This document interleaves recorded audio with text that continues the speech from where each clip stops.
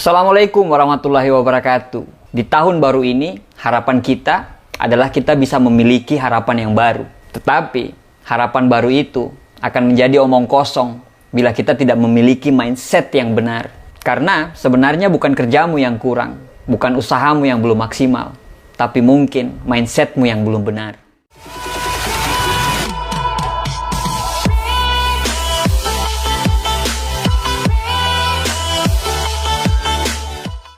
Mindset ini itu dapat diartikan sebagai sebuah kumpulan pemikiran yang terbentuk sesuai dengan pengalaman dan keyakinan. Saya percaya 100% yang membuat banyak orang sukses dan mampu bertahan adalah karena mindset dan cara berpikir yang mereka miliki. Mindset ini bukan tiba-tiba muncul, tapi mindset ini dibangun dan ditempa bertahun-tahun. Saya melihat cukup banyak orang yang mengalami masalah besar dalam hidupnya, tidak berhasil bangkit, dan terus terpuruk dalam hidupnya karena tidak memiliki mindset yang benar dan cara berpikir yang mendukung dirinya. Pikiran akan menjadi kata-kata, kata-kata akan menjadi tindakan, dan tindakan akan menjadikan sebuah kebiasaan. Dan kebiasaan itu akan membentuk karakter, dan karakter yang akan menuntun ke takdir hidup kita, positif atau negatif. Kalau kita selalu berpikir positif, akhirnya kata-kata yang keluar selalu akan positif. Kata-kata positif tadi akan menjadikan sebuah kebiasaan yang positif juga. Begitu pula sebaliknya. Jadi kalau Anda ingin menjadi pemenang dalam kehidupan Anda, yang Anda harus lakukan adalah satu, berpikir positif. Berpikir positif di sini artinya Anda berpikir dan berharap hal-hal positif dan baik itu terjadi dalam diri Anda. Harus kita akui, dalam hidup kita pasti mengalami tantangan dan masalah. Semua orang, ya, saya rasa akan mengalaminya. Tetapi bedanya, orang-orang sukses dan mendapatkan nasib baik adalah orang-orang yang memiliki pengharapan yang positif terhadap segala sesuatunya. Orang-orang negatif selalu berpikir tentang keburukan yang bisa terjadi. Otak dan pikiran mereka penuh dengan prasangka yang negatif, berpikir segala sesuatunya itu bakal sulit, tidak mungkin, dan sangat mustahil. Saat orang positif mengalami musibah, mereka akan berkata, "Ya, ini musibah, kita jalani aja. Besok pasti insya Allah akan jauh lebih baik." Saat orang negatif mengalami musibah, mereka akan berkata, "Ya, kan saya ini memang selalu sial. Habis ini pasti akan sial lagi dan sial lagi." Karena pikiran tersebut, ya terjadi lagi kesialan demi kesialan. Daripada Anda berkata, "Saya ini gaptek, tidak mungkin saya sukses berbisnis saat semuanya serba online." Lebih baik Anda berkata, "Saya gaptek, tapi itu belum terbiasa aja. Saya mau sukses di bisnis ini, bagaimanapun caranya."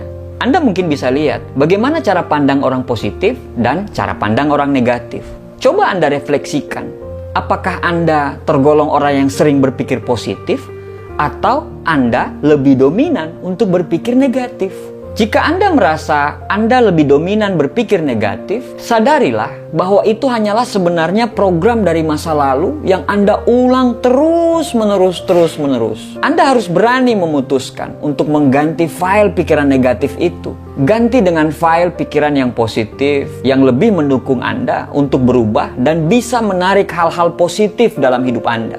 Yang kedua, miliki mindset berani gagal. Anda mungkin merasa bahwa mindset berani gagal ini aneh. Kok orang berani-beraninya disuruh gagal? Itu kan aneh. Gini loh, kalau Anda mencoba hal yang baru dan Anda takut gagal, justru itu adalah hal yang aneh.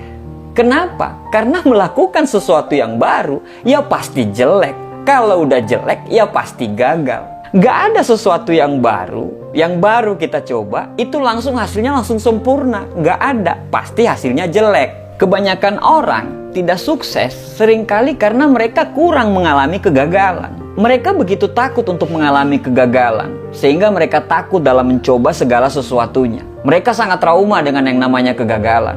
Padahal yang sebenarnya adalah tiap orang sukses pasti pernah mengalami kegagalan. Saya kadang kasihan dan sedih melihat orang-orang yang sudah tahu bahwa apa yang dia lakukan selama bertahun-tahun tidak membawa kesuksesan bagi dia. Tapi karena dia takut gagal, dia tidak berani mencoba, dia tidak berani memulai, dan dia tidak mencoba hal-hal yang baru. Jadi, beranilah mengalami kegagalan. Beranilah untuk memulai sesuatu yang baru. Saat kita mengalami kegagalan, tidak masalah. Anda belajar dari situ. Anda coba lagi, terus-menerus sehingga Anda menjadi ahli di bidang itu. Karena itulah yang dilakukan orang sukses dalam hidupnya. Yang ketiga, Anda harus fokus. Yang harus Anda ingat adalah pikiran kita itu sangat powerful apabila kita fokus. Coba ingat, saat kita mengalami kepepet deadline sebuah project yang tenggat waktunya itu harus kita kejar. Bahkan siang malam pikiran kita sampai lupa makan untuk menyelesaikan proyek tersebut. Dan alhamdulillah proyek tersebut selesai. Itulah kekuatan fokus. Jadi pilihlah proyek, bisnis, atau pekerjaan yang Anda ingin tuntaskan dengan baik. Fokuskan energi dan pikiran Anda untuk menyelesaikannya. Setelah itu selesai, baru Anda bisa mengerjakan hal-hal yang lain. Bila Anda fokus, Anda akan melihat pekerjaan tersebut lebih baik daripada Anda memiliki proyek, 2 proyek, 3 proyek, 2 pekerjaan, atau 3 pekerjaan sekaligus. Jadi di tahun baru ini, mulailah fokus pada satu pekerjaan dan tuntaskan pekerjaan tersebut. Yang keempat, Anda harus siap kerja keras. Saya yakin Anda sudah tahu hal ini. Untuk sukses, Anda perlu siap kerja keras, siap lembur, siap untuk bekerja ekstra untuk meraih goals yang Anda inginkan. Yang kelima, konsisten dan sabar.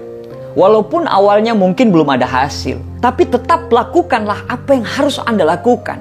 Disiplinkan diri Anda untuk melakukan rutinitas-rutinitas yang kadang membosankan tersebut.